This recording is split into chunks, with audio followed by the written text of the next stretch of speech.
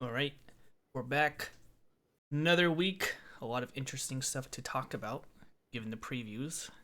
As always, your host Mathias, along with the John. boys. And this is when you introduce yourself. Oh goodness, yes, I am Will. So I was just so taken aback because last time I was on the cast, I was promised that if I showed up to one more cast, I would be considered one of the boys, I did. I said you were one of the and boys. you did. And I'm acknowledging that promises were made, however meager, and they were met. Yay. You said something would happen, and I received what I pre-ordered. Well, I'm glad you're here because Glad to be I'm here. looking forward to your takes on some stuff. If it's on these reveals, we will see. It is on these There's reveals. Don't you there's worry. there's much that's been revealed, and there's much to say. I know, and I'm looking forward to it. So, let's jump right into it, shall we? Starting with the first news that John immediately sent me this morning, which was Lord of the Rings, specifically the Easterlings getting some kind of like assassin unit, Dragon Cult acolytes. I mean, it makes me happy because this was my army when I used to play Lord of the Rings. I'm glad to see that they're still getting some new models and updates, and they look good. I would be very interested to meet the man who thinks these models are not super cool. This is insanely awesome. Like I was like, I just browsed community just before I like got up and went to work, and I was like, wait, what? Like Easterlings? Like, oh my god, these are awesome. Yeah, they are beautiful sculpts. I'd probably pick up some, but it's probably not enough to get me to actually go back into the game. It's been way too long since I played Lord of the Rings. If you still have your stuff, it's one of the easiest games to pick up again. Oh, I have no doubt. Lord of the Rings was always an easy game to get into. Mm-hmm. Very simple. Are these resin? I imagine they are. Please don't say that. I don't want. Unclear. It's unclear. That'll make me not like them. I If they're mean, risen. because I'm looking at them and I'm not seeing anything that like Telltale would indicate that they are plastic. Like I'm not seeing any particular sculpting things that would be like outside of the ability of resin to do. Mm-hmm. Right. It would be awesome if they weren't, but so far all of the new wave Lord of the Rings stuff that we've gotten since like the Pelennor Fields box has been resin for non-characters, I should say. We have had a number of like amazing plastic characters, but yeah, these are super sick. It is kind of cool that they're releasing more stuff for the game. Like, honestly, there's always the thing with Lord of the Rings is that, like, once you have the movies are done, they're not making any more. Like, Well, you got what the else are you Netflix series you release? gotta hype up, or is it HBO? Right. I don't remember which one. I think it's Netflix or Amazon. I think it's Amazon. Amazon. But like they just made this up. So it's kind of cool that they're just making stuff up now. It's clearly an Easterling. He has the Easterling hat, but he's like more of an assassin kind of thing. So that's cool. It's cool that this game still has a future. Yeah, and it's a game that honestly doesn't need that many releases per year for it to just like continue staying the course and like having people like it. Is just like the people who are like Lord of the Rings fanatics are unlikely to unbecome fanatics. It's just, and it's a community that like, as opposed to a lot of wargaming communities, is like small enough that it's pretty much positive about everything. Sometimes to the point of it being an echo chamber, but it's just cool to, what a surprise. And Yes. like John said, like it's breaking new ground and doing something that it's not in the movies, it's not in the books. It's just a cool extra thing we can make models of, so people can paint them and put them on Instagram and have them roll fight values against each other. Well, I Very feel good. like these obscure armies, like you can do a lot with, right? I mean, we saw Totally. Easterlings like once in the film, and all they were doing was marching. So I mean, I'm sure But you it could was do a lot. memorable. it was it was memorable to see the Momex marching alongside them. Oh, that was so cool. But But that's yeah, it. the only thing we These saw. are rad. They look like they have fun rules. I imagine they will cut the throats of many dwarves. Yes, and I look forward to seeing what more comes into the future, if anything, for Easterlings. But let's move on to our next topic here, which I have is the new Codex FAQ came out for Death Guard. Now, did you any of you have any idea about this, or should I go into the explanation? Oh, I read it. I mean, the first one is pretty standard. You could take demon, like the demon prince isn't as screwed with the lords of the Death Guard or something. Yeah, so Death Guard Demon Princes lose the Lord of the Death Guard rule. So now you're not too restrictive on your HQ choices.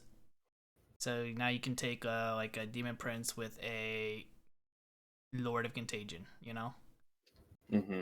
which also has the Lord of the Death Guard rule. So now I you don't see. have to be stuck with just like a sorcerer and that's it. Like one character and then a sorcerer as your like only HQ options. So the being that like this was if you had a Death Guard Demon Prince, he was automatically your HQ. He has the Lord of the Death Guard rule, so meaning anyone else with that keyword you cannot take in that detachment. Oh, that's unfortunate. It's kind of like in Space Marines, you could only take one captain per detachment. Well, the demon prince counted as a captain, so you couldn't take him with the Lord of Contagion. That would be incredibly depressing. This is then only a positive change. Yes. Yeah. So it's a pretty good change. Incredibly unfluffy, but positive change. Time like if you're if you got a Demon Prince and you got his intern, the Lord of Contagion, like that makes sense. They're working together. No, Bring your- but see, he does that by losing his status as a Lord of the Death Guard. So the demon prince becomes the intern. but he's just in a different department. Like I mean, he's part of the Nurgle, division. Like he's the, you know, It's part of he's the C. corporate. He just works in a Yeah, different he's office. part He of works in the corporate. HR. They work towards the same goal. I mean, they're trying to spread, the disease and like make more Nurglings, per minute. But like he's this makes sense to me. That's cool. This is only a positive change in my eyes. Yes, it's a good change. Indeed. And then they got the Flash Outbreak change as well. Basically meaning you gotta can't be used on units that are not Plague Company or a contingent, or not part of a Plague Company. So stuff, this mainly applies to like stuff like in Forge World, like Hellblades. You can't put a contagion on that. It has to be part of the Plague Company. So, sorry, Forge World users, you're getting hit a little bit here. And the last thing they changed was Inexorable Advance, basically clarifying that even though it states that Death Guard suffer no movement penalties of any kind, they do suffer movement penalties in very difficult terrain. Now I want to play a quick Warhammer 40,000 rules trivia with you guys right here. Okay. As we were playing previously, can you think of any abilities that reduce the movement value of a unit? Yes. Which Oh, one? there is one. Yes. What is it? Thunderfire cannons have a stratagem.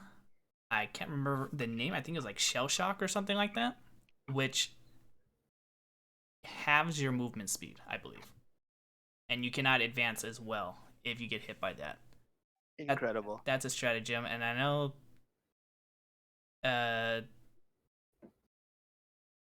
there's a spell. I can't remember. I think Zinch has it. There's a spell that can hamper your movement as well. So then the takeaway is that they are equally equipped to not have their movement reduced by those abilities, just difficult ground, which is 80% of what they're going to be seeing. Yeah, so That's amazing, Matt, that you knew those. Because I was talking to John we were talking for like 2 minutes previously. We couldn't think of any. yeah, those are the only two that come to my mind.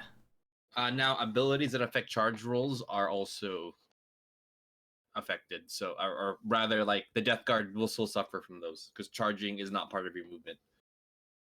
It's specifically move characteristic. Oh, yeah. So there you go. Yep. The difficult terrain. It's I mean, so this is pretty lame. I don't think it makes the army bad, but it's just really lame that this is a very excited and talked about ability, like really talked about ability. And I guess the developers just didn't see it. We're like, oh, by the way, like, yeah, this is an effect difficult terrain. It definitely reads like they changed their mind. Because this would be like the difficult terrain element would be 80%, if not more, of the time this would become pertinent to play. So I wonder if like was there some great outcry against Death Guard players moving through the mud at full speed? Like, No. well, like how did this happen? Honestly, I think that it was originally like this, and then they heard from I'm pretty sure like the devs heard from some random source like, oh yeah, players are playing it this way, and they're like, oh no, it's played like this, not like that. I don't think this was a reactionary change or anything, because yeah, it was never part of like what made Death Guard good. Because like what makes them good is like Mortarian, their stratagems, their discussing resilient. Yeah, ability. It's not a big nerf. It's just lame. Unnecessary nerf. Yeah, it is odd, but it was worth. I mean, alongside the two other rules, it was worth publishing an FAQ about. Yeah, this just goes to show that I don't know what game the developers are playing. It's clearly not the game people are playing, because like I don't see the point of this at all. Besides, like, that's why I say it's lame, because it doesn't fix the army. It doesn't make them better. It doesn't make them more balanced. It just takes away a cool ability they have. Yeah, well, you just wait. Just wait till there's a big tournament where there's just nothing but difficult terrain all around. You'll see it come into play.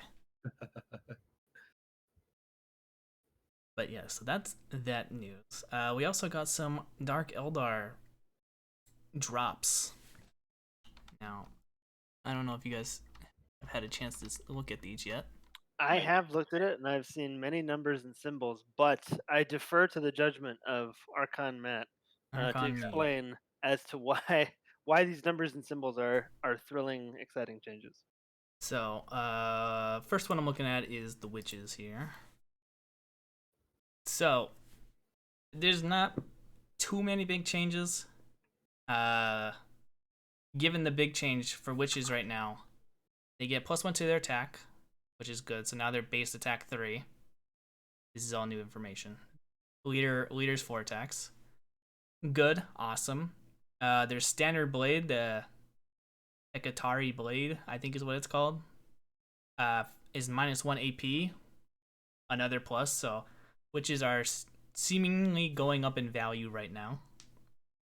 Because having a 0 AP weapon, but just a lot of attacks, is kind of lame, but what do you expect? But, so that's good. Those are two positives. Shardnet Impaler, which I use, went up in AP, so it's now AP2 instead of AP1. 2 damage. Another plus, something I like to use a lot of. The gauntlets went up to +2 strength in AP2, which is good, but until we find out what the rules are for these, I can't tell you if it's going to be good, because I think the Hydra gauntlets, I'm going to just disclaim this, I don't use witches. I don't really like them.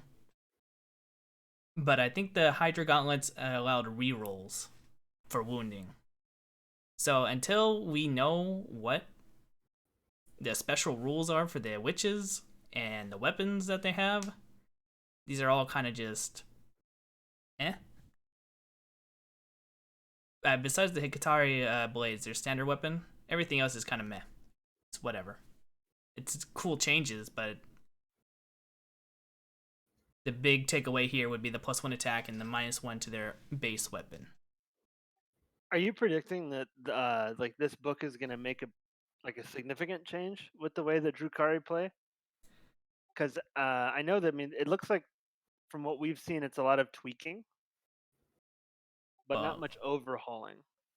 well, I mean, from what I gather from every Dark Eldar Drukhari release is that it's always a big change that they do every edition. It's always something different. 7th edition, 6th and 7th edition were pretty much the same. 8th edition, they introduced the Power of Pain system, and they introduced the Cabal / Coven / Witch Cults system. And now we're gonna have, I don't know what they're gonna do for 9th. I assume they're gonna keep a majority of it the same. The big thing we're gonna probably have to look out for is the Power of Pain and see if that's gonna change drastically. I think it's going to change drastically considering the pattern says for this edition drastically changing how I function. Yeah. So we're gonna have to wait and see. Like I said, all these buffs. I mean, if I was to apply this to the current thing, if witches were 3 attacks base and a -1 to their AP, they would be extremely good right now, and I think a lot more people would be running them. But as if I go right now, until I know what the book has in store for witch cults and everything else, it's kind of just nice changes. Can't judge really what's gonna happen right now. So speaking of not many other changes, we got the Dark Eldar Cowboy Warriors, which we got a little bit of a preview on. We knew that the Splinter Cannon was now going to be a heavy weapon. Old news. The Dark Lance change. Basically, a normal. The last cannon is D3+3, right? Or is that still D6? The last cannon is D6. Is it still D6? Okay, well. Yeah, that's Space Marine last cannon. The Dark Lance is better because it's D3+3 now. So you're going to get average, at least maybe 5 wounds off. So they're definitely look a little better at taking, especially since they are cheaper than a disintegrator cannon. As of right now, I can't tell if they're gonna go up in points or not. But though that definitely got a buff. As far as everything else, besides going from the change that they released like a week ago, not much else changed in terms of these stat lines. Let's see. Oh, the Shredder went up 6 inches. That's kind of like a whatever weapon. And the Agonizer is AP3, which is the whip at the very end. But other than that, it's Darklance got a buff. I mean, the Cowboy Warriors got a buff with the +1 save. But other than that, it's kind of You don't usually take a Darklance in a Cowboy Warrior unit just because then you'd have to put him in on Raider or you'd have to put him on foot, which Dark Eldar wearing toilet paper armor is never a good thing. So maybe we'll see Raider spam now, depending on how they rework some of our weapons. Because you can also only take a Darklance in a 10-man unit, so. Other than that, until we find out, like I said, more about the Codex, these are nice changes, just everyone's probably still just going to stick with the Venom spam and a blaster for every 5-man Cavalry unit, since that's cheaper to do.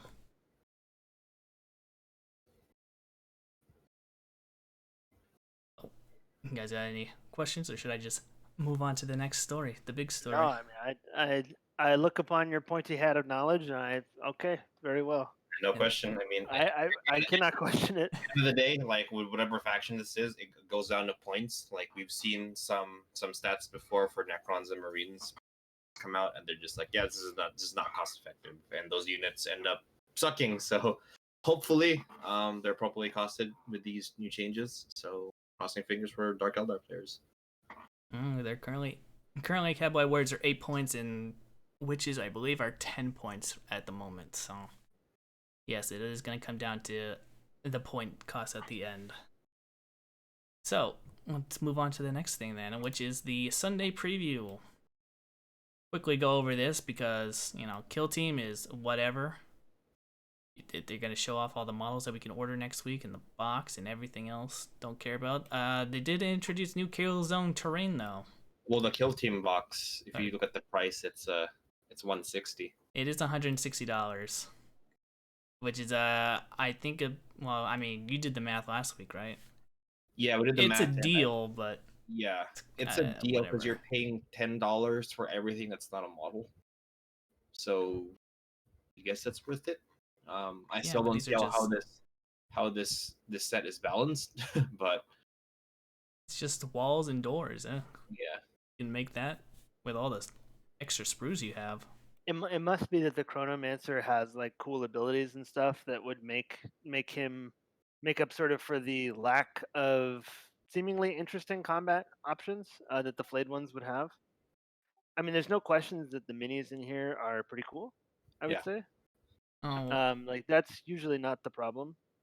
Oh, unless you have a different opinion. we already established that this box is going to sell out, but it's going to sell out for the wrong reason. Everyone's just going to go for the heavy intercessors. I think this is a bad set if you want to play Kill Team. Yeah. I thought it was gonna sell out because people want that like incredibly long and distinguished chin on the Chronomancer. I mean, we've seen pharaohs, we've seen Tomb Kings in the past, but few mandibles are so vertical as that one. It is the chattliest chin I've ever seen. He truly is. I mean, he's got a lot of chin wagging to do. He could definitely do some damage with a chin wag. I'm pretty sure that gives him an extra attack right there. Do we like the Necron terrain? No. It's kind of boring, which to be fair is most Necron terrain, but it's I'm gonna zoom in on this. I think it's really lame. It's only useful in this box set. Will not look good on any table unless they sold Necron terrain, which they don't. Yeah, not a fan. I can see them working as like objectives and stuff, but it does seem like it would be difficult to apply them to any other situation beyond this. As a self-contained experience, it might have some legs, but weirdly, not just having the crates are not quite tall enough that I guess if you put a bunch of them in a row, you could make a sort of inch-thick linear obstacle of Necron explosive crates that they left out for someone to shoot. It's the sculpts themselves I think are rather nice, but it does feel somewhat limited. Which is weird because I thought Kill Team Arena had some pretty cool terrain, but by the same token, it does also like you really couldn't use that stuff outside of the box that it comes in. No. Kill Team Arena you can, like the little crates and stuff. I mean, because you have Imperial terrain, so it makes sense to have like crates lying around. That's true. The Necron terrain is like, why is there random like explosive Necron barrels? Yeah, like why do we have Necron terrain out in the middle of our Imperial city board? Like somebody's got to move that. If we had Necron buildings for sale, this could fit in, but we don't. So. Well, it's called a monolith. Oh gosh. That's gonna be quite the pricey board. For a monolith. Yeah, the monolith is that's a good building right there. Just get a few of that. But yeah, most of the Indominus models though are now available. Yeah, well, before we get to that, I wanted to look at the new Kill Team terrain set that they're going to be throwing out here, which just looks like a bunch of walls, little corner walls here. Didn't this set come out before? Maybe. It's really bad for Kill Team again. I feel like Sector Fronteris could be a new name for it, but I think something like this set, because the Ryza ruins that have the little roof on them, I'm pretty sure they made at one point. The Killzone terrain is always like super duper popular, but certainly when I was working for GW, I remember something like this sprue showed up and then was immediately slurped up by the Kill Team people before they disappeared into their caves. I don't know. that box off building kind of reminds me of the map that you get from the 2 editions of the starter set. I don't remember what the starter sets are called. The tiers of the starter set kind of looks like that. Yeah, and those Ryza pattern ruin things, like everything like them, was something that can be said for them. Whether or not they would make good kill team terrain, I think probably they wouldn't. But the terrain is like indestructible. Like if you are like a 7-year-old who like somehow has acquired, dad's Warhammer terrain, you would be hard pressed to reduce this stuff to rubble. I see this like theme going on with Kill Team, how like all these releases are bad for Kill Team but great for normal 40k. Like this map is really barren, There's barely any terrain. Even the sector one, it's like Yeah. No. If anything, it looks like a tutorial map where like your first battle is like, oh, there's 2 orc boys. They'll stand and wait for you. Hide behind this wall so they don't shoot you. Yeah, this is It doesn't have much verticality either. yeah, this is kind of something I'd see on the walk-in GW beginner table. When you trying to lure the people in to buy your products. You're like, hey, you want to Yes. demo our game? Here you go. Yeah, and I mean, thankfully, the thing is, if you had all 3 of these sets, which is probably something they would want you to do, you had all 3 of them, you could make some pretty solidly congested kill team boards that would be more faithful to what the game is actually supposed to be. But Right. yeah, this one by itself in particular is definitely the wrong choice of the 3. Yeah, I do remember picking up this one, the construction one. Yeah, that's an awesome box. That's a nice one. I mean, you get a bunch of line of sight blocking. And you got the crane and the 2 vehicles. I mean, it's good enough. Yeah. The what the hell is this one? The Mechanicus one it's whatever. I don't particularly like it, but if you want interesting and different terrain that's not gothic, that's a good one to pick up as well. Especially for Necromunda, you want to use that. I think that's definitely a place I could see the most value of like this terrain set because of its modularity can get really tall, really fast, which is great for like setting up this sort of like dense hive cluster oil rig looking buildings you can get in like Necromunda games. Having not played very much Necromunda, but you have, John. How would you feel? How do you feel about the Sector Mechanicus set? If you have 4 of them, yeah, I could play Necromunda. Right. Of this specific box, you would need way more than 1. Yeah, Right. you would need way more than 2. Well, Necromunda's not played on a bigger board, right? It is. It's played on a 4x4. Oh, okay. Then yeah. Interesting stuff. But now we can move on to what Will was talking about, which is all the Indominus guys, Space Marines coming to sale finally. It's almost everybody from Indominus for the Necrons and Space Marines. Almost. We got our Blade Guard Ancient, the OP unit that is Eradicators, Judicar, however the hell you want to pronounce it, and the Chaplain. I think with these sets, you can now get everything that's Indominus. Like, there's nothing is exclusive to Indominus anymore. Almost everything. Which one? The Captain and the Necron Lord, right? No, you can get it in the Command Edition. Oh, are they in the Command Edition? Mm-hmm. I have one. I have 2 captains. You heard it here. I have been fact checked by John. Yeah. Accurate. Then that is great news. Then it means that none of these models are lost to time. The only ones you can get in general are the Gravis Captain with a Power Fist and the Lord of Contagion. Yeah, that is an issue. Well, maybe one day they'll come out of the vault, but we'll have to wait and see. And then we got Necromunda, which I was very disappointed to see. Not gonna lie. After getting teased with the whole chainsaw with flames on it, I was like, my time. The redemptionists are finally coming to light, and then we get this.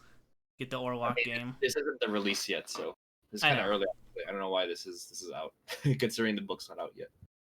I think it's just because the way a Forge World works of like, oh, we finished it. Let's tell people that we're still making models. And we still exist. Please buy our product. But yeah, so we got. So this is the same person. If I'm reading this right. Just different roles. Road captain. Oh no, I guess they're just generic people. I think it's just different kinds of models. Okay. You got that, and then that's not a new model, right? Mr. Rattus Tattersian. That's I think probably a mercenary. Oh, good old CODR gang is getting another mercenary then. Mm-hmm. So overall, meh, because it's Kill Team. Kill Team really brings down this release, in my opinion. Yeah. Because it's such a letdown, but we all know that Kill Team's gonna sell well for all the wrong reasons. Yes. So, shall we get to the big news? All the right. news that dropped down on Saturday. What big news could you be talking about? Well, more Kill Team. Well, what else could I be talking about? Right. Kill Team FAQ. Now exorable advance. If anything, shoots you, you can't move. There you go. Now we got the Saturday preview, which was all AOS focus. So we got our high elves making more models here. This is quite interesting for a couple of reasons, I think. If this wave had come out before the other wave of the first wave of Lumineth, I wonder how the response to this faction would have been different. These like Blade Lord models are in a way that like so something that happened with the first wave of Lumineth that I think, in my opinion, GW sort of fumbled on is they presented Lumineth as this is like the successor to High Elves.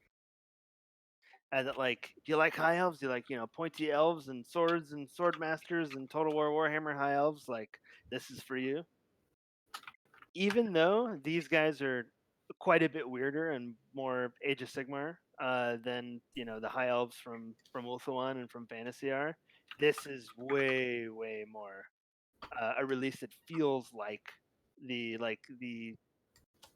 next part of the High Elf conversation. I think this is top tier stuff. How do you guys feel about this?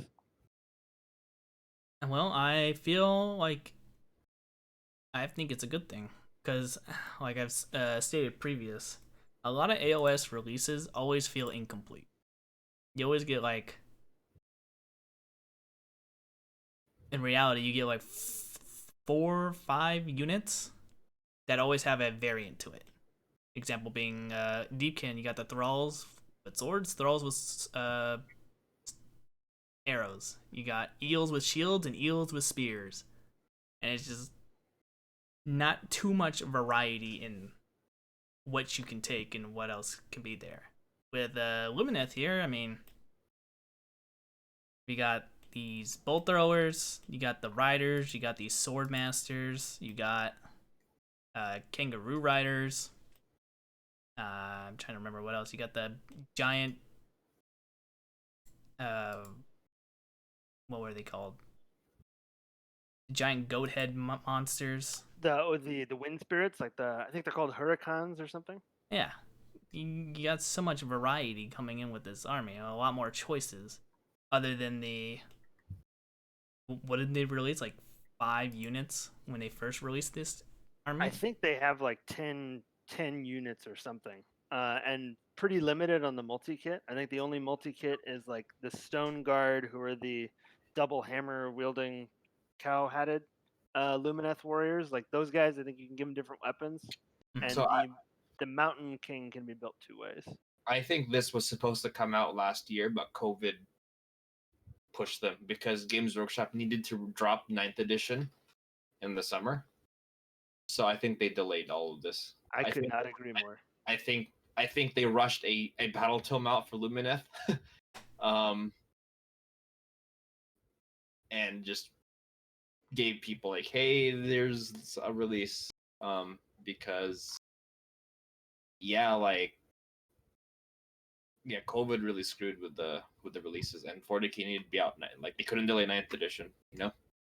Yeah, because Lumineth, unless this particular preview takes 4 months for the actual book and the models to come out, Lumineth, the last time they got a book, their first battle tome was in July. This then would mean that is a really short-lived battle tome, which is very unusual for Age of Sigmar. It happens sometimes in 40K, but not too often unless there's an edition change. But this, as far as Age of Sigmar's own history has gone, this is a pretty strange way this release has kind of panned out. I suspect you were correct, John. I'm glad you said that because I was gonna say that as well. I do think this is probably just the result of their plans going awry because of global events. Now I want to comment on something Matt said, which I think will segue into what me and Will's theory of Age of Sigmar releases. So we don't think Age of Sigmar armies are going to be the size of 40K armies. I think Age of Sigmar armies are going to be the size of like a mini like this is the only Lumineth releases. This is the only Lumineth wave we'll get forever. I don't think Deepkin is getting a second wave. I don't think Nighthunt's getting a second wave. I don't think Stormcast I don't think Sacrosanct is getting another wave. I don't think Darsukane are getting a second wave. I think this is your army, and I think Age of Sigmar is trying to follow a release model where you just exploit the Grand Alliance system, where you don't play Deepkin, you don't play Lumineth, you don't play Iron Jaws, you don't play Gloomspite. No, you play Order, you play Destruction, you don't play Night Haunt, you don't play Ossiarch, you play Death, you don't play, Slanesh, Hedonites, you don't play Zinch, you play Chaos, right? Now, this is in terms, I'm not saying like you can't run a 2,000 point army. No, I'm saying that like if you want to expand your collection, for example, like as a Space Marine player, I could expect more new kinds of Space Marines. As a Chaos Marine player, I can expect new kinds of Chaos Space Marine units.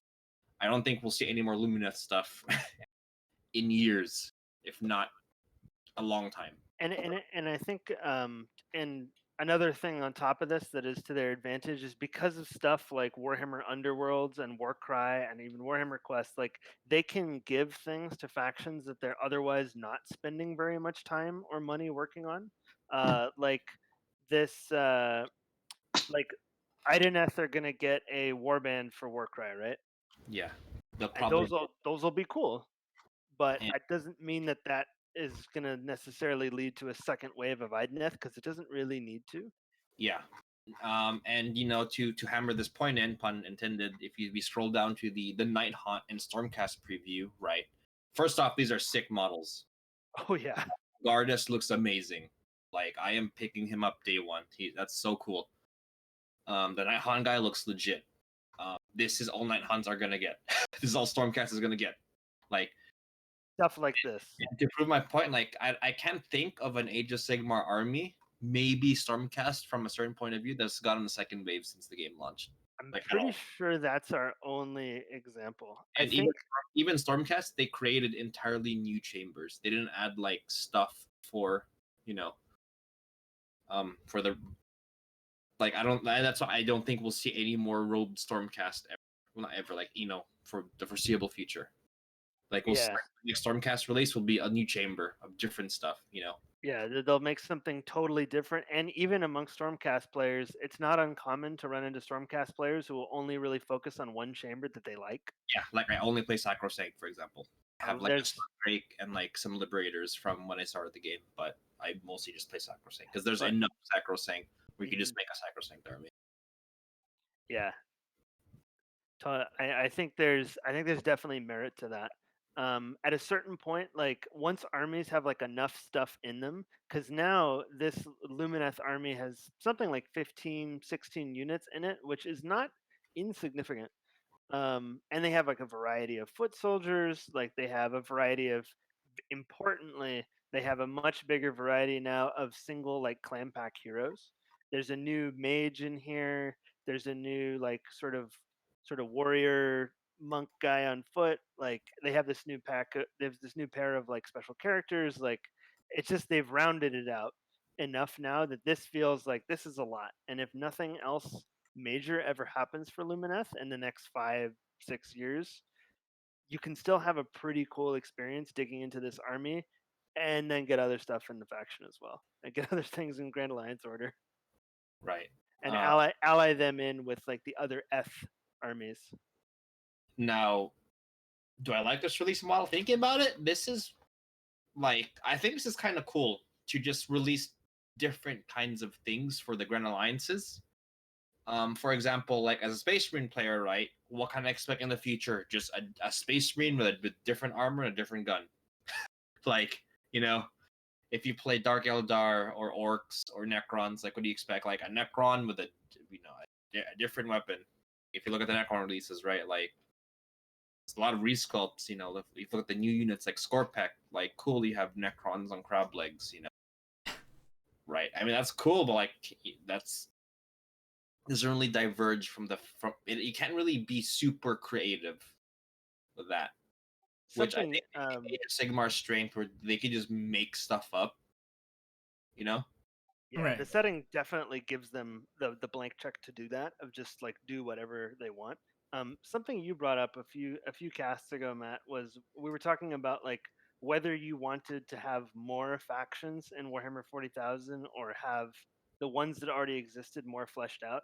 And I think if I remember correctly, that you were in favor of like we don't need more stuff, like we want the stuff that we have to feel more complete. Do you still feel that way? Oh yeah, I always feel I feel like 40k in general just needs their army units more fleshed out, or be able to be more playable. Just and that could just be point changes, or that could well, I mean majority of it's just gonna be point changes in reality, or it could just be some special rules that they can do. I mean, the example being, I think that it was looking at the Reaver jet bikes. As soon as that misprint of them going down to 10 points, those things immediately sold because everyone was buying those things, because who doesn't want a unit that's only 30 points running around the board causing problems? Right. Well, your opponent doesn't want that to happen, but Yeah, the opponent doesn't want it to happen, but I mean, look at that. That turned that one unit that hardly anyone ever used into, oh, this is a must buy now if I want to win like tournament play and all that other stuff. Not a good example, but it's gonna be point changes mainly in 40k. We don't need a new army to come in and say, yeah, here we are to upset the balance of everything. I agree, Matt. I think this release style would be terrible for Warhammer 40,000. There's so many, like Warhammer 40,000 is so old that there's a huge cult following for all the factions, that all of them need. I think all the 40k factions need to be where Necrons are right now. yeah, Like straight up. Like this release kind of reminds me of the Adeptus Mechanicus and Skitarii kind of thing, right? There is no reason for GW to make a Skitarii army and an Adeptus Mechanicus army and then have them not be compatible with each other. It was the stupidest thing ever. Yeah, that was dumb. But they did it because it's kind of like this release schedule, right? Luckily, these elves will be included in a new tome, which is unfortunate because you just said that the tome wasn't even a year old yet. But there thankfully is like if you just get the Broken Realms Techless book, like you'll get the stuff that you're missing, which is one of the campaign books. Which is nice. You still got to buy another book, so it's not a great solution. I do think though, sort of to overall though, with this second wave of Lumineth, I do lean towards that this was part of the Lumineth release that just for whatever reason wasn't prioritized to be finished. And like because now they have their terrain piece, they have their endless spells, which they already had. Like they got endless spells without terrain, which is odd for a new Age of Sigmar army, particularly one that's on this sort of level of budget. But now Lumineth are like solid. Problem solved, because the first release for them was a little bit smaller than it seemed, considering how much they were hyping them up. Right. Well, And I got a question for both of you then. yeah. Since you guys think these were part of the first release, do you think it would have been a good choice to just include them into the main book and then just wait forever for the models to come out, or they made the right choice by not including them in the book? I That think is the a latter, great because question. Games Workshop is incredibly allergic, and it's to the point of like Games Workshop's kryptonite right now is releasing rules for something without a model. They Right. they've avoided doing that since I think when Eighth dropped. Like that's what Legends is like rules for things with no models, and I think um they did not want to have a situation where you have there's easily at least 10 war scrolls here for stuff without models. True. Um, I mean, I just look at the example with like the heavy intercessors, right? Those have been in the Space Marine book for Oh wow. like I'm gonna say about almost 5 months now, and we are just now getting the models. right, but that's more of a function of COVID, I think, just because and Brexit, or Brexit actually, that the release has been delayed, as opposed to like an entire like nothing came out, for Lumineth. Right. Like for even for Space Marines, like we got like we still got the Assault Intercessors, the Gladiator, um, the what's it called, the Land Speeder, like that's out already. Like I think we're just only waiting for Heavy Intercessors. Like this is an entire new range of models. Yeah. So Lumineth launched with 9 kits. Mhm. Yeah. That's teeny tiny. Yeah. Like Fire Slayers, which is one of the more maligned Age of Sigmar releases anyway. Like it's a sort of a similar amount of like, wow, there's like no models here. I think with Lumineth, it's difficult to say because when I actually did some checking. So Lumineth were announced last January. At that time, of course, Games Workshop was not aware of what was going to happen in the next couple of months that would prevent their release from coming out in the way they intended. Mhm. Um, it's hard to say though whether this is better or not. I mean, I think the thing is like Lumineth. Now people know, for better or for worse, kind of what they're getting into with this range. And I think more the people who would have gotten off the Lumineth boat the first time are probably not going to come back this time. It's very difficult to say since like stores haven't been open and like we haven't had that many, or stores have been open, but we haven't had that many like, big tournaments and stuff. We don't know how many people are playing Lumineth to begin with. Like, is it a popular faction? Like, there's a lot of people who post about it, but their giant starter set thing never sold out. Time will tell whether this was the right decision or not, as to if anybody else is going to play Lumineth or if this is the final note in their faction, and this is what we'll have for the next decade. Apparently, Lumineth. I was doing some research. Lumineth are very popular in the Age of Sigmar community. True, they are very popular. That is absolutely right. No, well, that's good. But to I'm know. just curious as to how many people actually own them. Yeah, no, that like I was reading a Guggenheim article. Apparently, in their community of forums, so a lot of people have collected Lumineth in terms of just like armies, just start like New Year, new army stuff. A lot of now this may be spurred because of this, future that this faction has. Like if I had no Age of Sigmar projects right now, I would totally start this because there's a future. There's a very Right. bright future. This is some cool stuff. Like these are all awesome. I'm staring at as we're talking here, I've been staring at the cavalry lord. He's so cool. He is so cool. And yes, elf model that looks decent. Yeah. Oh, I should say But high elf model that looks decent. uh, that is a tangent that we could discuss. Absolutely. But Let's keep the release boner going. Speaking of the Night Hunt and Stormcast, what do you think of the Night Hunt one, Matt? I know you play that army.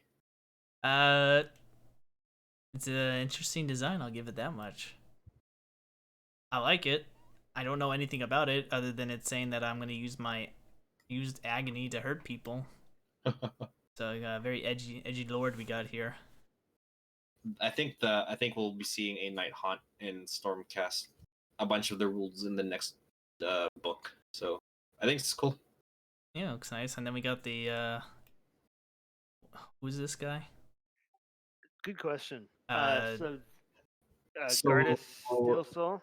This is crazy because this is a Black Library character. This is shocking, pun intended. This never happens outside of like a Black Library event. Yeah, considering like Uriel Ventress got his model for the Black Library celebration. Uriel Ventress is obviously a character with way more story and is much better known than Gardas is. But I was personally very surprised to see this. Gardas is in the very first Age of Sigmar novel, not the very first Age of Sigmar story, but this is a character that's been in it since the beginning, since before kind of Age of Sigmar was cool, if you will. And the fact that it's also literally just the cover of one of the books that he's from is quite a cool thing. I actually can't think of another character that like they just took an iconic piece of artwork from like a book that he was in and just made that the model. What's something interesting too on top of that is that I'm looking at the regular Lord Selstead model, and there's very few, if any, differences between the two. Like if you put a helmet on him, they look almost the same. It's just you could really paint this for any chamber you wanted to. And that's sort of like kind of the point of Gardas anyway, because like in the lore, Gardas is just he's a Lord Celestin, So yeah, he's a mighty hero, but like he's got 6 wounds or something, right? He's not incredibly like earth-shatteringly more powerful than anybody else. So it's kind of just a resculpt, a change of pose for the original model, which is really cool. Which is really unprecedented considering most new special characters now are very different. Like Ragnar Blackmane does not look like a Primaris captain, Mephiston does not look like a librarian. Totally. I mean, Ventress looks like a generic captain. But even Ventress, like he has so much Ultramarines bling on him that you can't use him for anyone else. But very true. So it's very interesting that they did that. It's dope. This is a great model. Again, picking this up day one. Yeah. I do play this chamber, but regardless, like this is just a cool pose. Regardless, It's got the superhero drop pose. Yeah. He's doing the Deadpool drop. It is so awesome. Now, Matt, yes, as an expert of all things skeleton and within the bone zone. Oh, okay. How do you feel about this White King on his horse? I like how you don't even ask the Vampire Counts player. John, there are so many vampires coming. Oh, well, I mean, this is a beautiful model, and I like how it harkens back to the old aesthetic. You got the wing helmet, you got the shield with the skull and wings on it. Very iconic of the old Vampire Count line. And speaking of that, like this is literally it's like Primaris White King. If you look at the White King model, like Matt's talking about, it's not even like a drastic resculpt. It's just HD of that guy, of the metal model. It's that model, but good. Like the old model, like the horse's hoofs look like he's wearing like tube socks, and this is gear-wise. I think it's like the same. He's got a shield. He's got a spear. It's just like HD, like Primaris 4K resolution. Like I am the White King on the skeletal steed. It's such a slam dunk. Yeah, they did a very good job with this model. And I look forward to seeing what else they're going to be doing. Well, actually, we got a pretty good glimpse when we get down to the Cursed City. Our Underworld's cool, yay. Savage Orcs. Cool. Savage Orcs. We gushed over them a little bit, but we got the arrow. Someday. We got the arrow, and I'm going to just call a doctor. Savage Orc. Witch doctor. someday Games Workshop will make a modern multi-kit of orc models. I don't know if that'll ever happen, but like If they do, it's not going to look like Iron Jaws or Savage Rocks. It's going to be new kinds of orcs. one would imagine so. New kinds. Well, at least the one with the bow has a straight back, you know? He's got good posture. His posture is much improved over his fellows. Starter set, that's cool. I mean, these are just like the easy build boxes. But I mean, this is great if you want to get your friends into Underworlds. Like, cool. Oh god, I didn't even realize that was Underworlds. I thought that was still it's- part of the starter set. Yep, it's just more ways to get into Underworlds, which considering that it's a fun game and like honestly is a really easy game to turn on to people who aren't necessarily super into wargaming anyway, like it totally makes sense to me. So wait, is this like completely different? They never released any of these models, right? These are just the generic. These are the $15 juice boxes. Okay, that's what I thought. Yeah. So are these even viable in like regular play?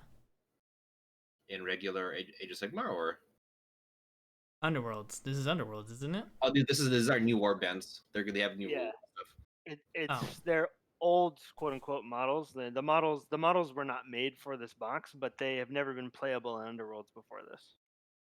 Got it. Okay. I'm probably gonna pick this up and just put it in my board game shelf for board game nights for people who want to find it up. Yeah, no, it's pretty cool. And usually these Underworld sets are like you're not breaking the bank on them anyway. Particularly because these are the mini boxes. Like I don't see this being, I don't see this being more than $50-$60. Yeah. I think this would be a good gateway into Underworlds. I would hope it'd be about $50. Anything more than that, I would think would be a bit too much. Yeah, I think so too. Speaking of expensive box sets that I don't give a care about what the price is. Curse City fully revealed. Fully revealed. So what are we gonna talk about first? Just go straight to the heroes. And the heroes seems a natural spot. Yeah. So you got Sword Lady. The Brianna Tarth is awesome. Brakov, I think is her name. That is super cool. Got the Griffin Pelt. Yep. Witch Hunter, we already saw. Here's the Dwarf, which we knew it was coming. The most Age of Sigmar looking model here. Yeah, he's definitely it's a good. I'm glad you brought that up, John, because this is the one model that like couldn't have really been passable for like a Warhammer Fantasy model. Yeah. And it's the first Caradron model aside from Bugmanson, who came out over like December, who is not fully enclosed in a helmet, which is kind of cool. Yeah, that's pretty cool. I do wish they did generic Dwarfman, but whatever. Like I'm not a fantasy old world Grognard. Like he's cool. Yeah, they gotta push the balloon dwarves, all right. But I think something about this box, the balloon dwarves, the balloon fight is very important. I do think something about this box though is that I think this box is sort of captured aesthetically the in between from Warhammer Fantasy to Age of Sigmar. Yes. Oh yeah. Like it's weird enough to be distinct. Like it's not just like sort of like, a very traditional like this is a skeleton, like this is a lich, this is a, these are what these guys look like. There's some very sinister characters and like very weird characters amongst like the Agents of Defiance, like the champion characters, but it's still grounded enough that I think it could appeal to people who maybe don't really find themselves enjoying the more weird, esoteric Age of Sigmar stuff. That's a good point. So let's move on to the heroes and quickly go through these. Elf, we saw that last week. We've got the Conquistador. That guy looks cool. Glaurio Van Alten III is a great name for that model. That is so cool. I'm honestly surprised that there's 8 playable characters in this box. Like Silver Tower had 6. Warhammer Quest Shadows over Hammerhall, which was the previous Age of Sigmar Warhammer quest, had no new miniatures at all. Seems like they learned that was not a good way to promote the box. Like, it is crazy that there's so many heroes in here. That's good. What I like about this model is you can easily pass this off as an Inquisitor model. Oh yeah. Totally.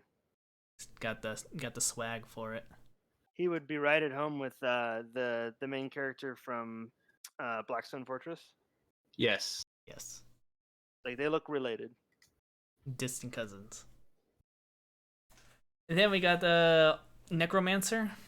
He looked like a villain, which is cool. This guy is great. I like in his backstory, like he used to work with the Necromancer mini boss, who's like one of the adversaries, and I guess they just decided, like, he thought the Chamberlain sucks, so now he's gonna go be a Necromancer for the good guys, which is pretty cool.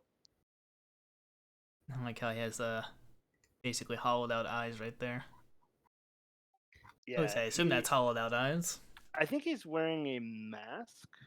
Oh, is he wearing a mask? I think he's wearing a mask. I believe it's sort of a riff off the Empire Battle Mages box, where you can make like a wizard for each of like the winds of magic, and there's a like a Wind of Death one in there that has like the long beard and like the sort of death mask. Now that you mention it, I see that now. Yeah, okay. That looks cool. We got the silhouette image that they showed on the banner. This priest woman. Mm-hmm. Looks good. I like the design. That's very unique. Very reminds me of the old Sisters of Sigmar from Mordheim. Aha, yeah, I was gonna say. And she's like a Sigmarite fanatic, which is great. Like, again, like the Agents of Defiance, like, they're heroes, I guess, because the bad guys are way worse than they are, but they've got some sort of unscrupulous characters among their number, which I think makes them more fun. It's always good to have those morally gray characters. And then we got the ogre.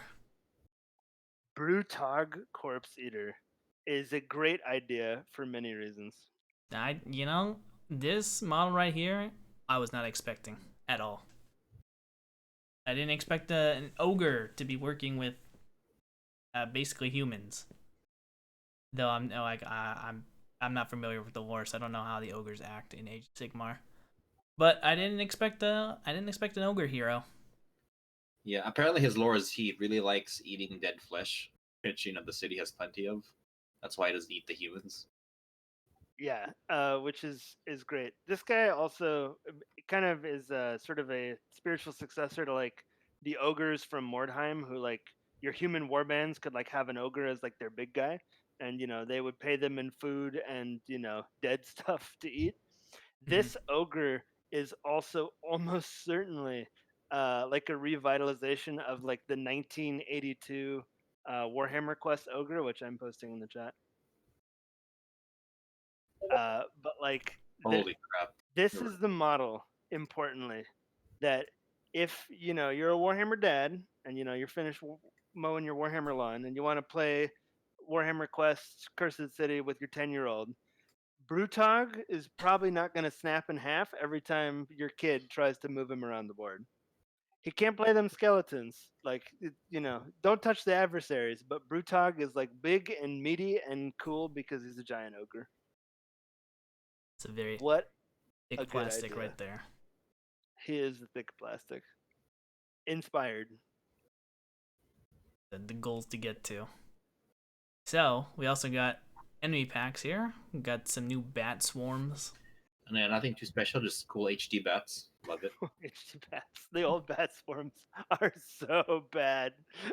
This is like such a Chad revamp. These guys and the White Kings definitely like the White King on Skeletal Steed and the bats were like, dude, we gotta get swole. Like, it's quarantine. Like, we can take the year and we're gonna look amazing. In 11 months of going into the plastic boundary, so much better. Oh yeah, they look amazing. We also got the HD rat swarms, undead rat swarms coming in. Oh yeah, super amazing. Those are cool. I think those with basically no conversion, you could use as rat swarms for Skaven. Oh yeah. I don't look forward to paying all those little rats, but I guess a quick dry brush over them would be fun. Contrast paint is here to help as well. Here to save me. Yeah. We got the undead orc models that we. It's actually ogres, not orcs. Oh, they're ogres. I thought they were orcs with the green skin, but just rotting flesh. They're actually ogres. They're Yes. huge. There was a. We didn't see these ones in the preview, right? We saw glimpses of them. Yeah, these are the ones that we thought were orc models, but they're actually ogres. With Oh, green okay. decaying skin. For some reason, I thought it was a different model. There's it's a little confusing because like the preview, a lot of people thought that one of these models was the one holding the shield. Mhm. In the end, that turned out not to be the case.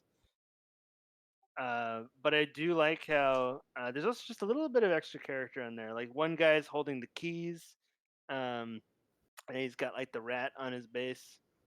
And their sort of fluffy hats make them a little more distinct from just like a big undead zombie. Like they have like a sense of place about them, which is important to kind of selling what Ulfenkarn is supposed to be, and like gives you an idea of you can even almost imagine like kind of what sort of voices they might even have just from these like sort of fluffy ushankas they've got on. It's very Kislev. Well, they're very beautiful looking models. I look forward to painting them whenever I pick up this box. Because we also got new undead models. Yeah, some more skeletons. More Graveguard is what I'll probably be referring to them as. Yes, Graveguard. Seeing how Yeah, it's going to be vampire themed. Moving on. Some of these models, though, I kind of remind me a little bit of the Warcry undead team. Yes. Just a little bit. You get that feeling too? Yeah. The HD skeletons. Yeah, the flowing robes and like the more complete armor. Because the Warhammer, the vampire count skeletons that we're used to are typically pretty naked. Right. Aside from Graveguard. But these are also very nice models. Nice cloak. It just looks so good. And then we got some updated zombie models finally. Now, disclaimer. I hope the zombie kit, whenever that comes out, does not have this aesthetic of the gravestones. With that said, I think this is super cool for this set that they have the gravestones. The whole they're being staked on the ground because they might get back up again. That's super cool. That is super cool, and I would be willing to agree. I don't think the full zombie kit. I don't think these will replace the Warhammer zombies. I think they might end up being the thing where if they redo Warhammer zombies, they could have these. You could throw these into the squads to make them a little more interesting. Yeah. It's I guess in some universe they could possibly be a different unit, but I think this is hopefully more just kind of like a fun thing for the box. Yeah. Also, the guy who's got the roots going through his eyes and his mouth, Age of Sigmar is definitely for babies. You guys. Yes, you're right. Not grimdark enough. Not grimdark enough. This is baby stuff, okay. So, and then we got Mr. Wolfpelt here. What is it? It's a vampire, obviously. The vampire. Going by the fangs. He is as far as we know, he's the final boss of the box. Is he? Yeah, this is Radukar, who's like he's like the lord of the city. He wears like the two-headed wolf pelt. His hat, I think, is a real gamble. They took like he kind of looks like he's wearing something that he got out of his great grandmama's walk-in closet. I don't think I would have decided to do that. Like I feel like a more Manfred-looking head would have been even better. But I mean, considering what his bodyguards look like and considering the aesthetics of the rest of the city, I guess it works. How do you guys feel about the design of this vampire lord? Well, now that you mention his hair, I can't stop looking at it. And then, yeah, it's kind of bad. I do not enjoy that part. The rest of it, it looks great. I love it. I mean, he is no Chaos Lord with Thunderhammer, but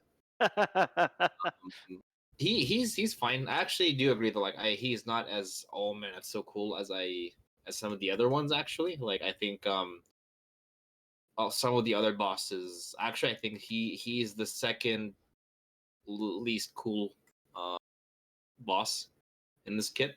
No, let's take a look at the other ones. We got Get got the the least cool cleric, looking boss. got the undead cleric. Oops. the Chamberlain. The Chamberlain is super cool. Got Why he a carries the stockade is a great question. he's like the I mean, beastmaster.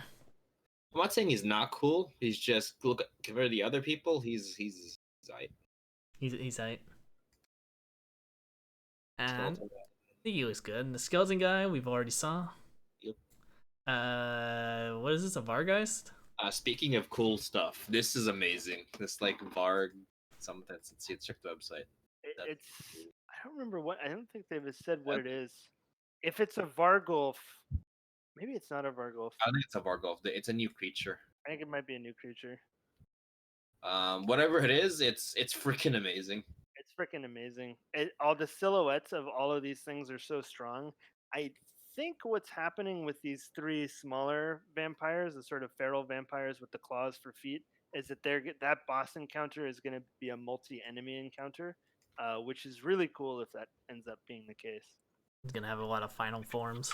Now, John, speaking as a former vampire person and a lifelong friend to Nagash, when you were doing vampire counts, like was there a particular vampire like bloodline that you were drawn to? Because I feel like you're getting a little bit of everything these coming months in terms of Um, the old vampire like bloodlines. that Von Karstein, that Von Karsteins because they had the most special characters. Yeah, Blood Dragons are cool because Abarash is a pimp, and he's an Age of Sigmar, so he might be getting a model, which would be crazy. So which we'll would be see. awesome. But I feel like with this, like particularly with this box, like you could make a pretty good argument that the Chamberlain guy is like kind of a necrarch in HD.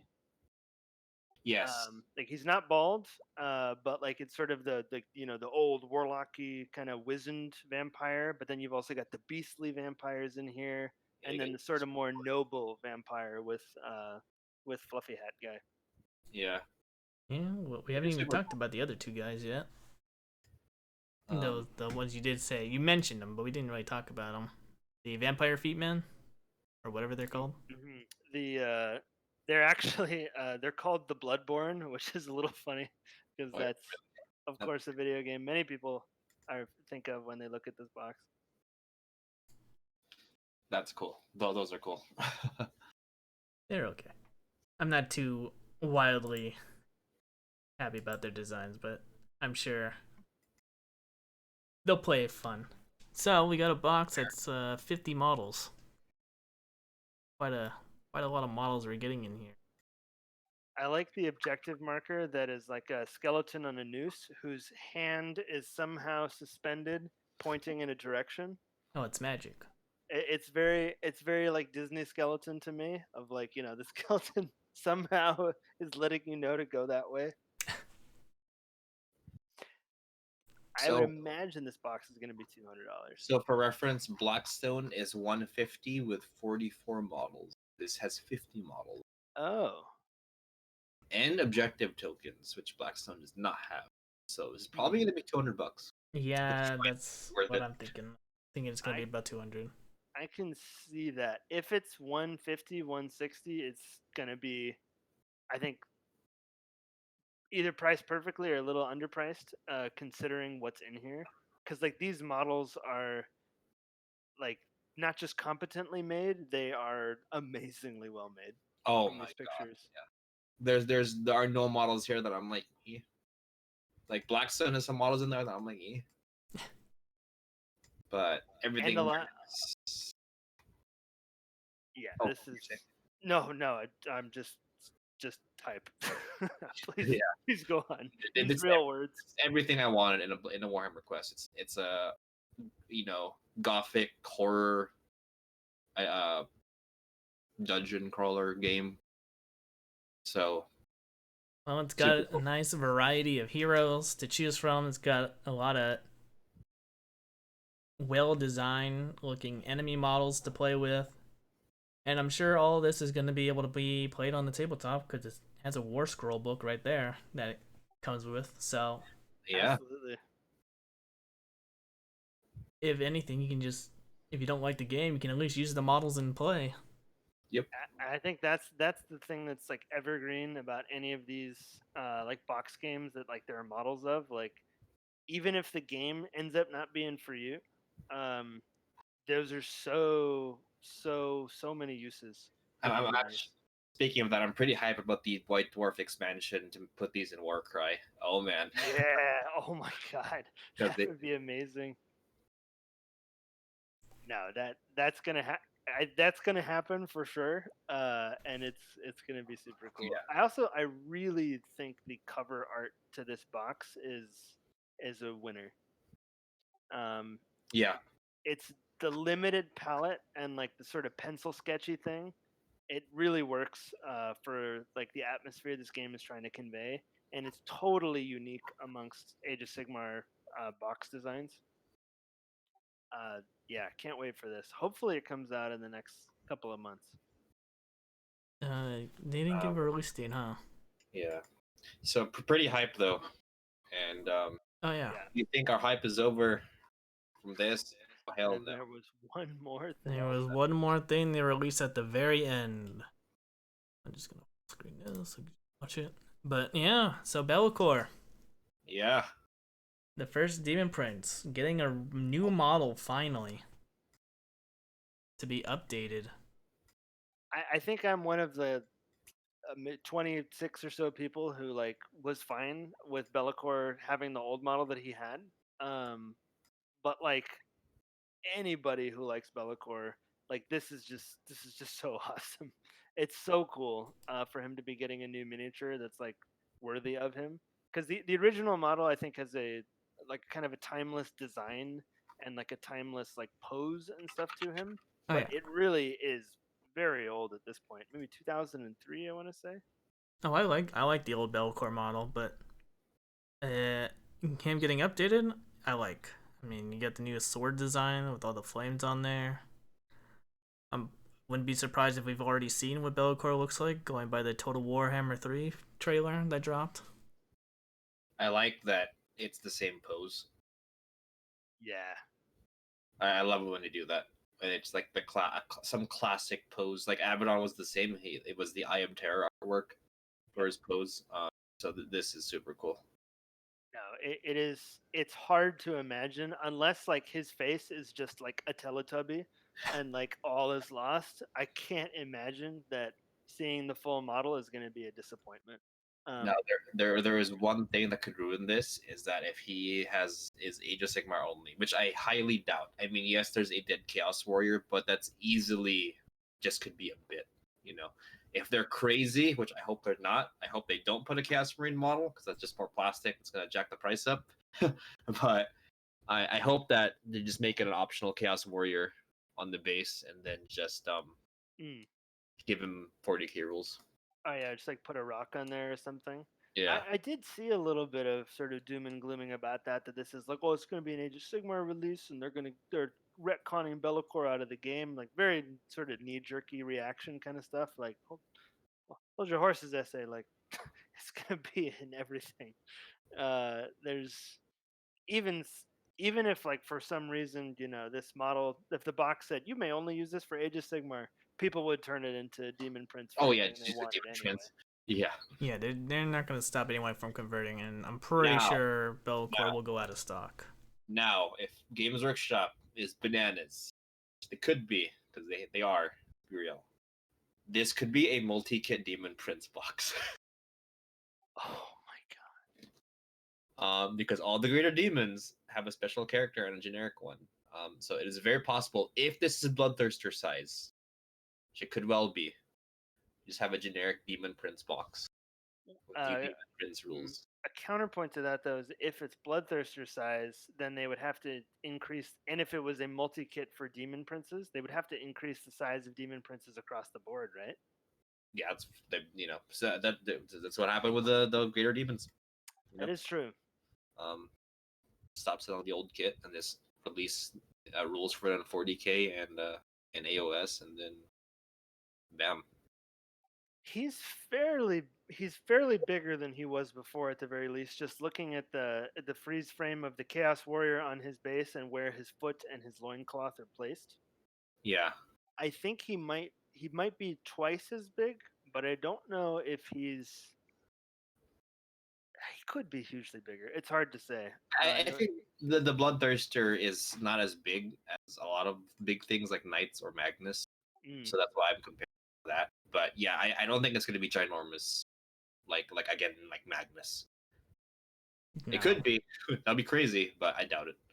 I don't think he's gonna be that big, especially if he's gonna be a multi-kit demon prince. Yeah, honestly I think he's going to be multi Demon Prince because I can't think of any just special character box that they've released recently. But of this size, His like wingspan is pretty good. It's pretty large. Looking at the size of these skulls, John might end up being right here. I say that like that's a surprise. John is often right about things, but like always. it, not always. But the wings are pretty big. It's regardless. I mean, again, unless the face is incredibly stupid, it's gonna be an awesome model. Yeah, well, it's all gonna depend on the rules too for Bellicor. Is he no good in 40k? I don't think I've ever seen a Bellicor in 40k. I think he's one of those things where if you take him, like you're not gimping yourself. It's just that the Chaos Demons book has so much better stuff like Lords of Change, Keepers of Secrets, Great Unclean Ones. That like Nathan uses him to great effect when the 2 games he used him in. With word bearers.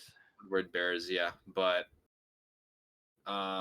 yeah, he's just not as good as he's good, but he's not as good as like the good stuff in Cast Demons are just crazy good, and I don't think he fits that bill. He is rock solid in Age of Sigmar, which might be why maybe that's the reason that they're leaning into him. They also haven't really used him in the lore of Age of Sigmar yet, so that might be another excuse to do stuff with him. Now I do also just piling on the speculation. I do hope that he will coincide with this General Slaves to Darkness release because we have yet to have the new stuff as a multi kit. The Chaos Warriors and Chaos Knights are it's been a year old already that they're in this new start collecting, but that's kind of it. Yeah, there's also a couple models in the Slaves to Darkness book that are they're not whole up miniatures, but there's weapon combinations and equipment that currently is not modelable. I expect Games Workshop will want to correct that. Yeah. I think to sort of briefly circle back to something we were talking about earlier about the theory, the tin hat theory of like releasing tiny Age of Sigmar armies that just to have like a greater variety of army, but like armies that aren't as big. I think that doesn't extend to models that are already part of the range that need to be updated. Yeah. I think they showed with Gloomspite Gits that they're totally ready and willing to do that. I think Gloomspite is done. I don't think we'll see another Gloomspite release in like 5-6 years. Oh no, I mean but what I mean by that is like Cave Squigs HD, Trolls HD. Yeah. Like I think they're gonna want to, if Marauders are gonna be Chaos Marauders are gonna be in this game, they're gonna have to redo them. They're gonna want to have that stuff represent like the higher quality Age of Sigmar minis, and 40k is getting around to that as well. Right. Thankfully, most of the really decrepit stuff is gone. Eldar, crap world. They're good. They're gonna get the Necron treatment. Don't worry. We can only hope. We can only hope. But we shall see when that happens. I'm excited for Bellicor to finally get a new model. Even though like I said earlier, I do like his old model. Yes, same here. Yeah, it wasn't broken, but it's super cool to get more. Well, that's all the news that we got there. All in all, Saturday preview was not a disappointment, like other Saturday previews have been. Probably the best one. Well, I think. Yeah. Yeah. there wasn't much to be fussy about. Like it's all pretty cool stuff. It's all pretty different. And like it's just gonna make the fabric of the game more aesthetically pleasing with like more cool new models in here. It also suggested more things coming too, which is that's the best kind of preview that shows you a bunch of stuff and still leaves you wanting more. Oh yeah. Cannot wait for the $200 that I'll be spending on. But other than that, I mean, as much as I don't like the Lumineth design, it's good to see that they're finally getting more stuff. Soulblight getting a more glimpse into what they're going to be getting with Cursed City and the White King. It's gonna be so sick. Yeah, it's gonna be great and amazing stuff to come. I think the only question mark for Soulblight is if Soulblight is gonna be a sort of a redux of Legions of Nagash, or if it's gonna be its own thing. That I don't think I could guess. Yeah, it all depends on the White King where he fits in, I think. Yeah. Yeah, well, we shall see. I would assume they would just do another little faction, like they've been doing. Just a lot of vampires, a lot of special undead graveguard. I would assume. I don't know much about Legion. Gosh, do they have the graveguard? They do. They do. Some people actually think that the skeletal silhouettes in the background of the White King video are new Graveguard miniatures. Oh my god! God damn it! Maybe this time they will be even more in terms of Oh. Like super cool dual wielding or super cool two-handed skeletal warriors. I mean, Why did you have to say that? if you look at the silhouettes, they look pretty different. Oh my gosh, you're right. It might not happen, Damn but it. it could be cool. So much for John's done with Bone Reapers. That's it. But the Bone Reapers are also getting a hype new Underworld's Warband. Yeah, but so much for being done. So much for being done. Yeah, the long war continues. it's pretty sick. More new models. Holy crap, you're right. There are many more things in the Mortal Realms that are not yet skeletons, and you got to get on that. Time to kill everybody. Time to kill everybody. Well, all for Nagash. So. All for Nagash. Well, I know we just did like an hour of talking about Age of Sigmar previews.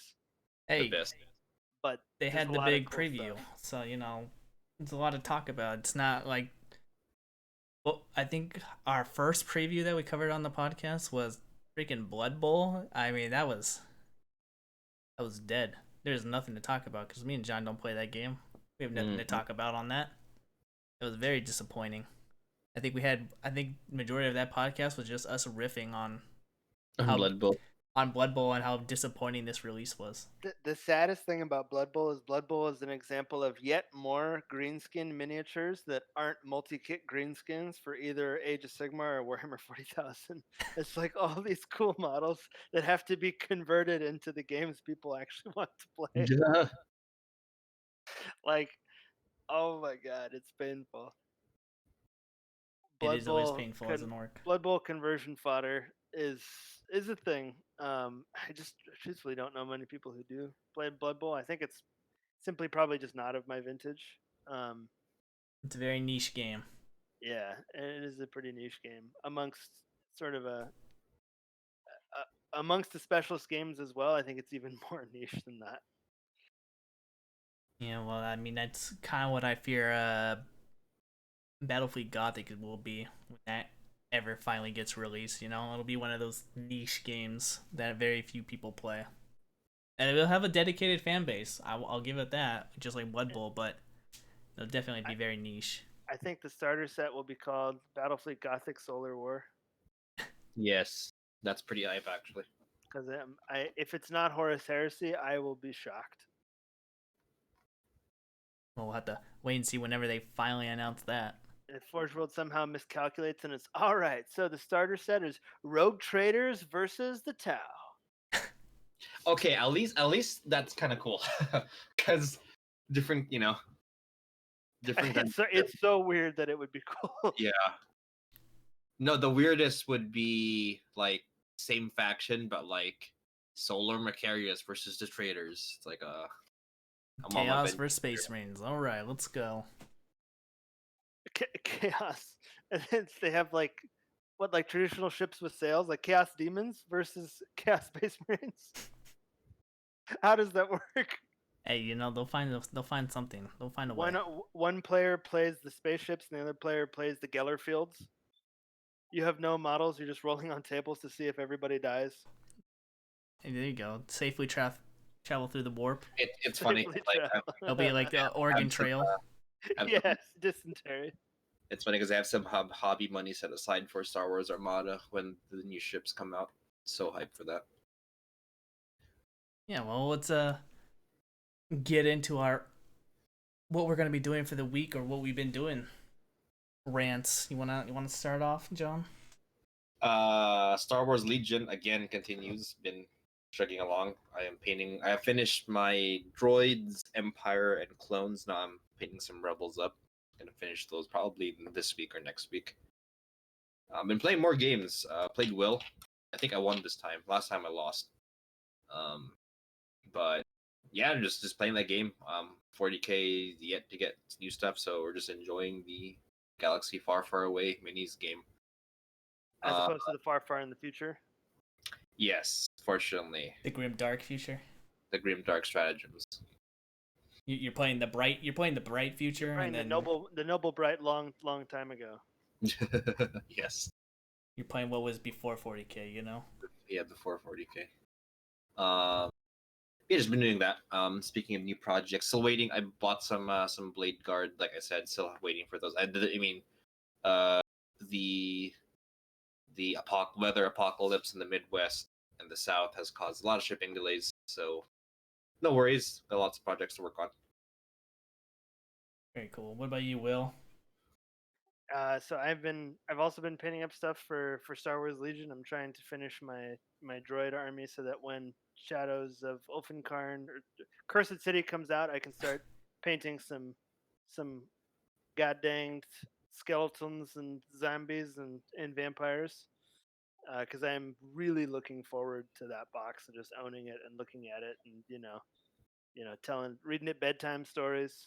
Like it's gonna be, me and that box are gonna have some adventures, I hope. I also finally finished. I sort of did like a little side project for myself where I painted up this one of the Chaos Warriors that John gave me a couple Christmases back. That Start Collecting Chaos Warriors box. Those sculpts are ridiculously amazing. Like they are so good. Um, it's little wonder to me that like there's so many like Golden Demon and like painting entries that are just like random models from that box. GW has not made crappy models for some time. No, the whole AOS line has been pretty good. Yeah. What about you, Matt? What you been kicking in the hobby projects?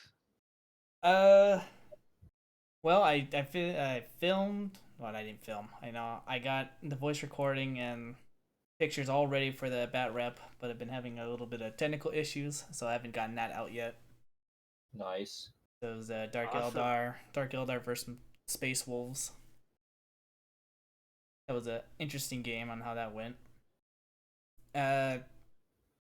After the Saturday preview, I was like, you know what? Let's paint some Sisters of Battle, or not Sisters of Battle, some Daughters of Cain. Oh yeah. Let's go. And I was like, yeah, I'm gonna paint up like 2 snake ladies. So hyped. I bought the endless spells, and then I got the message from good old GW that, yeah, if you're getting this message, anything you ordered is definitely not coming. I was like, oh, great. Okay, well, I guess I won't be able to paint up my endless spells Your just yet. endless spells are unfortunately on ice. They are frozen. You'll receive them and they'll be slightly chilled. But yeah, after the Saturday preview, all the images, because I didn't wake up to watch it this time. But yeah, I got very hyped, so I started painting up my AOS finally, because like I got no Dark Eldar to paint up, so I might as well just paint up some daughters while I wait for my Dark Eldar book to come. I think it really does pay to have like an army from like each game system that you enjoy, even if you're not currently playing it. Oh yeah, just always good to have something to bounce to, you know. If like AOS, when you're wait on that 40k down low, waiting for that high to come get you, it's always good to have that. Or just multiple armies, something to play around with and just learn. That's why I have so many 40k armies, and I know so many of their rules because I basically have them all. It totally makes sense. The hobby is way more than Sometimes you run into people who are like the kind of the banner waver for like a particular faction that like, yep, I've only played Skaven since 1987, and I'm gonna play anything else. And I'm like, well, that's great, man. What do you do when there's no new Skaven models? And you says, I'll just wait. Like, okay, well, Yeah, I that mean that's how I was is with Craft World Eldar for a while, but I always diversified into like other games. That's why I have like Tomb Kings and my going back to Lord of the Rings. That's why I have my Easterlings. I yeah. just jumped into the different game systems. Yeah, that's what I do. I just kind of have trying to get like at least an army for different game systems. Like I have like a 2,000 point bolt action army, German army in my closet. Just just when I'm done with Star Wars and I don't feel like doing 40k, or maybe I've painted some Blade Guard. Like I want to paint some non-armored dudes. They're gonna be there. Yeah, that's super cool. And I mean, you've always been very good at John, and just like being prepared for whenever the fancy strikes, like whenever the hype strikes you for a game, you're like, okay, cool. I just painted up an army, like we're good to go. Yep. Who wants to play? And John's like probably the fastest painter I know. Really? Yeah, you're like, yeah, I just bought a Tyranid army. It's already like 90% painted. I'm already bored with it. There's something also to be said with painting it fast and painting it like to a standard as well. Oh yeah, I Like mean John's stuff Yes. is good. John's stuff is good, but also fast because there's I recall a man at my first GW posting who he purchased an army, and like he came back the next day and he'd like sprayed them in like this sort of school bus yellow like car primer that he got from like an auto shop, and there were triangles of sprue that were still stuck to the models, and I was like, man, Wow. Space Marines look like they got a couple pieces of scrap on them. Like, what's happening there? And he's like, what do you mean? That's just extra Paint? detail. What are you talking about? Like, it was, and like he based them with like baking soda for like snow, so they had like yellow rims and like baking soda. Oh my god! That I thought I sounds had deleted awful. this from my long-term memory. I don't know. I even decided to share this. It's the PTSD, the non-flashbacks that Will's having right now. Those were dark days, and the whole shop smelled like car primer because as soon as he opened his crate, like it would just stank of like motor paint, and oh my god. That is annoying.